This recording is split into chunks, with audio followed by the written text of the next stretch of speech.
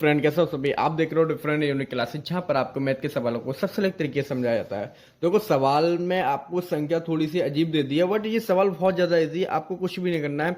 Simple सा साधारण ब्याज का फॉर्मूला लगाओ, SI बराबर PRT अपॉन 100।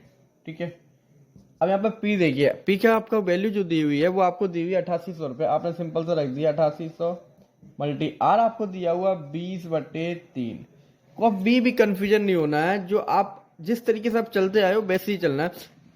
जब आपको 20% दिया जाता तो आप 20 रखते थे, 10% दिया जाता 10 रखते थे। अब यहाँ पर 20/3 दिया है तो हम 20/3 रख देंगे।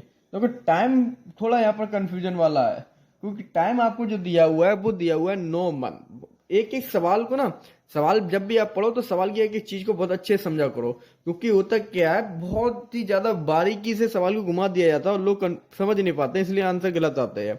इसमें ना सब कुछ परफेक्ट है, बस टाइम को इन्होंने घुमा दिया। टाइम दे दिया आपको 9 मंथ।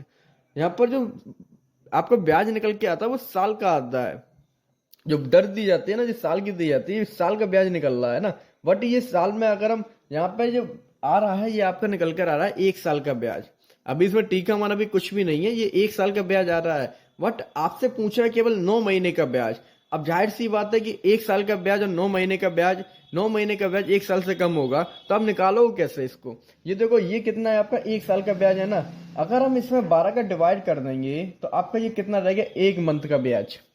बहुत अच्छे से समझो। जैसे मान लो आपको दिए जाए 12 मंथ में, 12 मंथ में आपको 24 रुपये दिए जा रहे हैं ना। 1 मंथ में कितना पड़ा है, 12 मंथ में आपको 24 रुपये दिए जा रहे हैं, तो 1 मंथ का कितना पड़ा है आपका, 2 रुपये कैसे आएगा, 12 का भाग लगा के ना।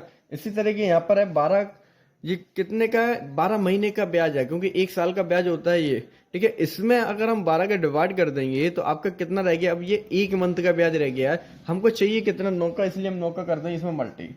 बस सवाल में बस इतना सा घुमाया हुआ था और कुछ भी नहीं है। 12 के डिवाइड के समझ लो, 12 के डिवाइड क्यों दिया है, क्योंकि ये आपका 1 साल का ब्याज है। और 1 साल के ब्याज में हम 12 के डिवाइड कर देंगे तो आपका कितना रह गया, 1 महीने का ब्याज। और 9 महीने का चाहिए था, इसलिए हमने 9 का मल्टी कर दिया। अब सिंपल सा इसको हम सोल्व कर लेंगे। 3 से इसे कटेंगे 3 बार, और इस 3 से इसको कट 4 बार, इस 4 से इसको 5 बार। तो इस तरीके से आपको जो, और 100 भी आपका रह गया, 100 भी लिख लो। इस डबल जीरो से आपका ये डबल जीरो कट हो गया, तो आपका आ गया 5×88। फाइनल आएगा आपका 8×5 = 4, 4×4 = 44। इस तरीके सवाल का जो आंसर आएगा वो आएगा 440। ठीक है दोस्तों, बहुत इजी होते हैं। सवाल में थोड़ा सा घुमा दिया जाता है, इसलिए कभी भी सवाल को पढ़ो बहुत बेसिक से पढ़ो और अच्छे से समझो सवाल को।